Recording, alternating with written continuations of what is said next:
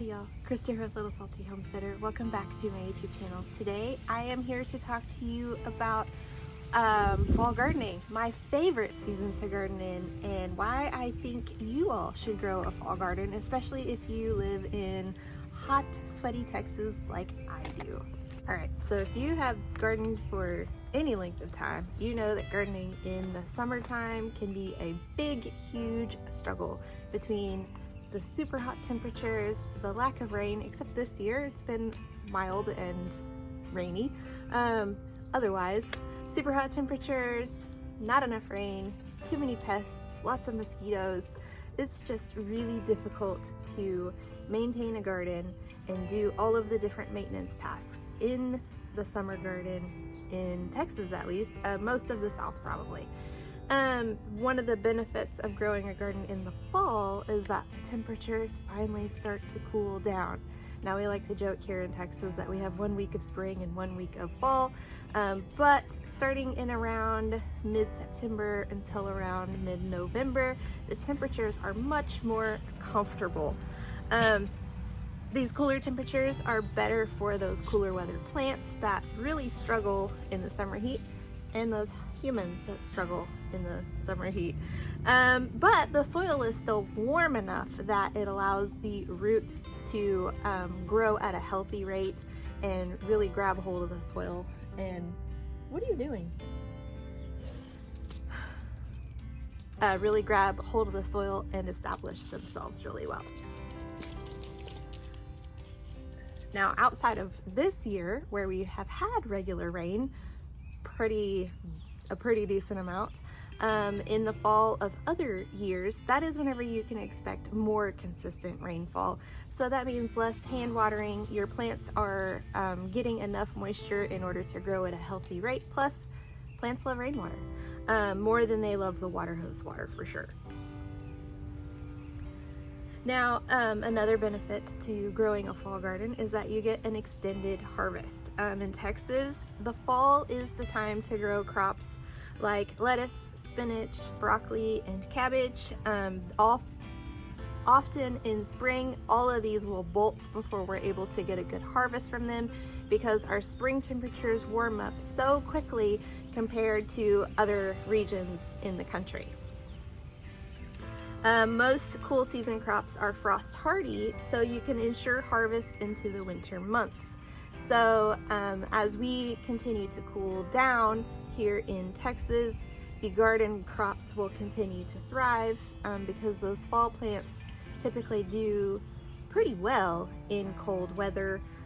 Things like collard greens, I already mentioned the broccoli and the cabbage, lettuce, spinach, kale, root crops like carrots and beets and rutabagas and turnips, radishes, all of those are for the most part frost hardy. You might need some frost covers for broccoli and cauliflower if they have already formed the heads. Sometimes those are not frost hardy, but other than that, it's much easier to maintain the fall garden because you just plant it and walk away and, you know, come harvest it whenever you're ready to eat. Additionally, a lot of the fall/winter crops taste quite a bit better after they have been exposed to a bit of a frost. So things that improve in the colder temperatures flavor-wise include kale, collard greens, and cabbage. So basically those leafy things really love the colder temperatures. Once they are exposed to that frost, the flavor becomes sweeter, a little bit less bitter, making it more palatable for you to eat because sometimes those winter vegetables can really taste green. All right, so another benefit to growing a fall garden is that there's less pest and weed pressure. So many pests become less active or dormant in the fall. So mosquitoes, you can finally start to kiss those guys goodbye because they have been incredibly awful this year, so I'm ready to see them make their way out. You'll also see less things like hornworms, squash bugs, squash vine borers, pests like that. They tend to go into their dormancy period. Usually the only pests that I deal with on a pretty regular basis through the fall and into winter include aphids and cabbage loopers, but those are pretty easy to manage with just high pressure water hose and hand picking off the caterpillars. Additionally, the cooler temps slow the growth of many weeds. Not all of them. Dandelions are one of those that will definitely survive the apocalypse. But if you have been picking out Bermuda grass from your raised beds, it'll slow down in the wintertime. Other weeds like nutsedge and other things also slow down in the wintertime. So it's a little bit easier to get out there and do like weed maintenance whenever they're not growing so quickly. Another benefit for fall gardening is soil improvement. So fall is actually a great season to go amend all of your growing spaces using things like compost, fertilizers, soil amendments. If you want to add coffee grounds and the like to your soil, this would be a good time to do that because it will allow doing this in the fall gives them time to break down before your spring growing season really ramps back up again. Keeping crops continuously planted prevents wind and rain erosion. Now, if you have raised beds, the wind and rain erosion isn't as big of a concern, but if you have in-ground spaces, then that is something that you do need to worry about. So keeping something planted all the time on those spaces that could possibly suffer from erosion helps keep the erosion limited.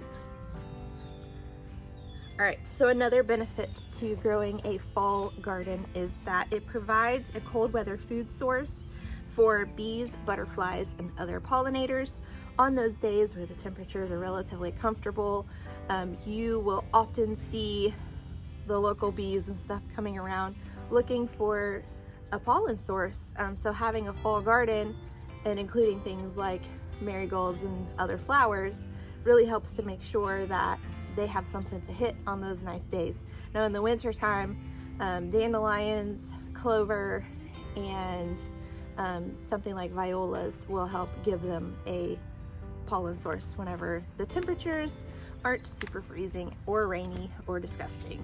Another benefit to growing a fall garden is that it helps you plan for the spring. Planting something like garlic in the fall allows you to plan for that late spring harvest. Additionally, if you are a flower gardener, meaning you have various types of flowers within your growing spaces, you can get those perennials and those bulbs planted in the fall to prepare for those spring and early summer blooms. Another benefit to gardening in the fall is a continued boost to your mental health. Getting your hands in the soil boosts the happy chemicals in your brain, and the physical labor provides an outlet for stress.